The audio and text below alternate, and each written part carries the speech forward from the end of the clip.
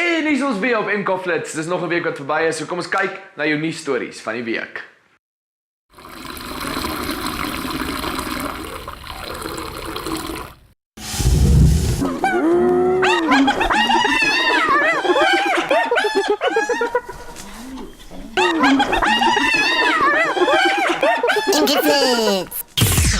So by die Royal Baba wat nou bietjie minder in die nuus is, het ons wel ander babas gekry wat nuus maak reg oor die wêreld.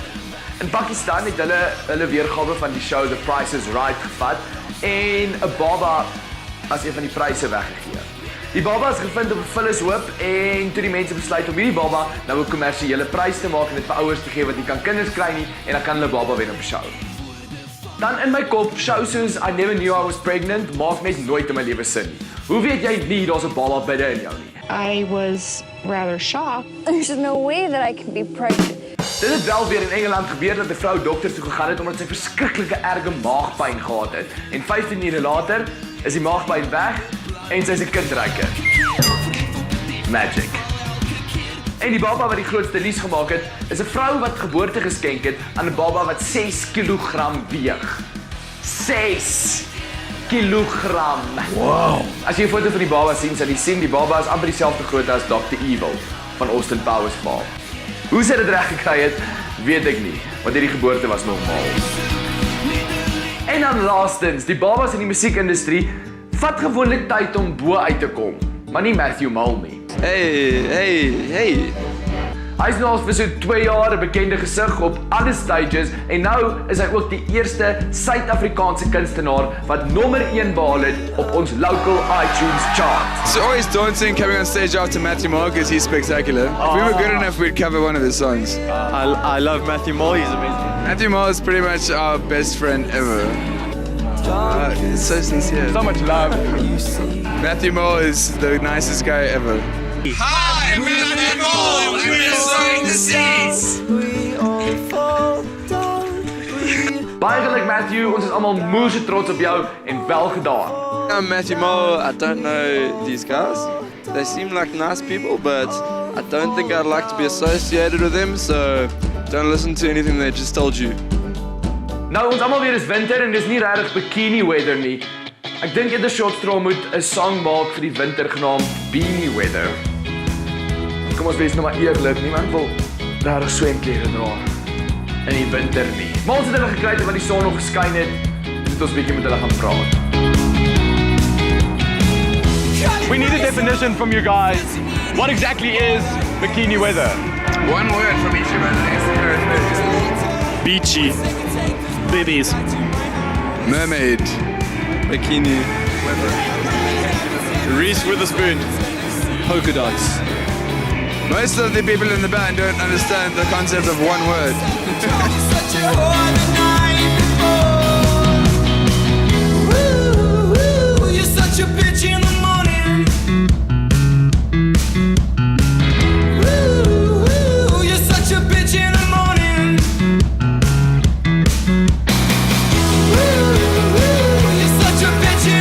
What is the definition of a bitch in the morning?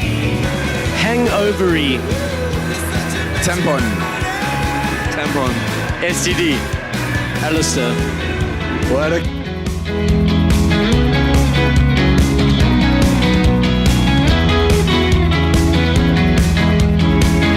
At Short Straw Band. I don't know who they are.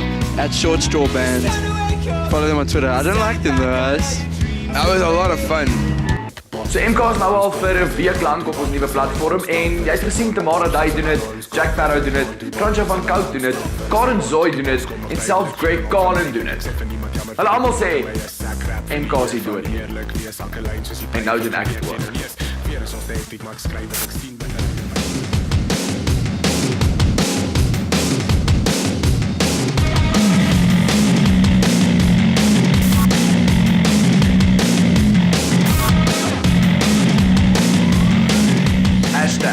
MK is nie dood nie. MK is oral. Altyd.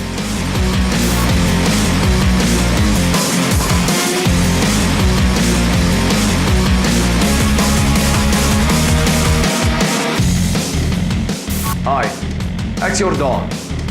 John Jordaan. En ek weet MK lewe. Hoe? Want ek werk nog vir hulle. Hi, I'm Jan. Today it's fucking raining and it's very cold, but the whole week can it be fucking rain. No sunshine, no fucking nothing. Raining. The fucking whole day is raining. Nou is dit tyd vir jou skindernuus. Onlangs is dit bekend gemaak dat Simon Cowell gaan pa word. Ja, die mini van Britse Idol en X Factor. En nou sy saad gesaai en die ma van sy kind is sy vriendsvrou. Vroue van die suide van Afrika is besig om nogal groot te gaan in Amerika. Eerstens het Adam Levine vir hom nou 'n verloofde gekry met die van Prinsloo en sy is van Namibië. En ons het ook gehoor dat Suid-Afrikaanse model Dominique Pick aan die arms van Ryan Seacrest gesien word. Well done, South African woman. Make us proud. Besoin de rien qu'un bout de pain pour accompagner mon fromage préféré. Un tel arôme quand il est bien fait. En nou is dit tyd vir jou waterflits. Wil jy nog altyd jou troeteldiere saam met jou op 'n vliegtuig gevat het?